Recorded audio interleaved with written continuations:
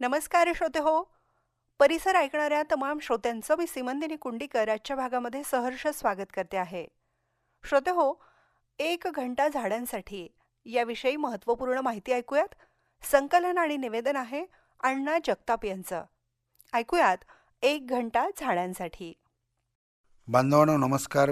आज आपण एक घंटा झाडासाठी ही संकल्पना दर रविवारी एक घंटा झाडासाठी, झाडे लावण्यासाठी, वाढवण्यासाठी, जगवण्यासाठी, स्वतःचा श्वास स्वतःच निर्माण करण्यासाठी, या संकल्पनेमध्ये घंटा या शब्दावर अनेक मित्रांनी आक्षेप घेतला. परंतु एक घंटा झाडासाठी या वाक्यातील घंटा या शब्दांच्या पाठीमागे एक भूमिका आहे.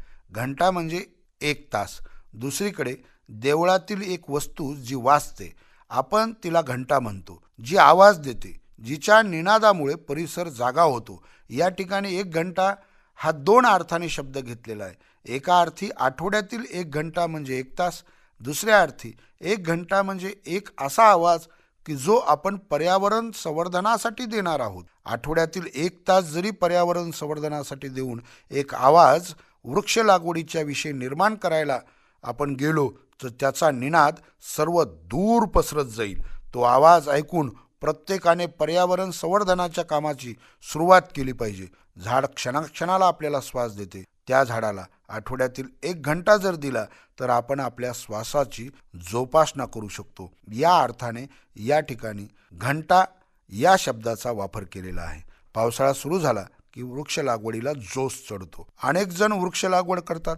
हे बजेट खर्च होत आहे हे दाखवण्यासाठी जुलै महिन्याच्या 1 तारखेपासून 15 तारखेपर्यंत वृक्ष लागवड पंधरवडा साजरा करून गावोगाव वृक्ष लागवड मोहीम राबवली जाते.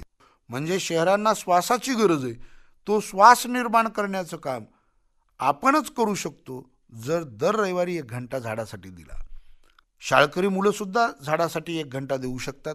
आपल्या शेतामध्ये आपल्या नावाने जी 30-35 झाडं आपण लावलेली आहेत, जी रोपवाटिका तयार केली, त्या रोपवाटिकेतली झाडं लावलेली आहेत. सुट्टीच्या दिवशी 1 घंटाभर जर ते शेतात गेले, त्यांनी त्या झाडाला पाणी टाकलं, कुंपण घातलं, त्या झाडाचं संगोपन केलं, त्यावरती निबंध लिहिला, कविता लिहिली, तर नक्कीच हा 1 घंटा त्यांच्या ज्ञानाच्या कक्षा रुंदावणारा ठरू शकतो. म्हणून चला आजपासून आत्तापासून ठरवूयात की काही रोपं आपण लावूयात आणि दर रविवारी सकाळी 1 घंटा झाडासाठी देऊयात.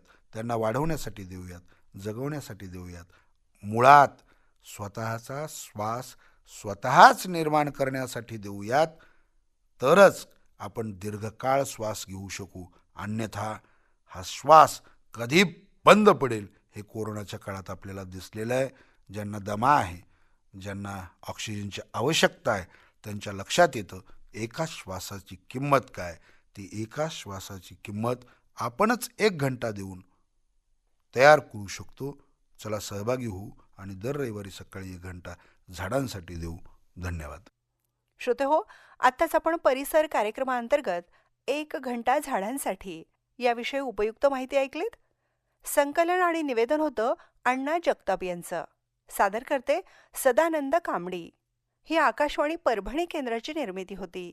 श्रोते हो, आता कार्यक्रमाची वेळ संपत आली आहे, तेव्हा भेटूयात उद्याच्या परिसर कार्यक्रमात. नमस्कार.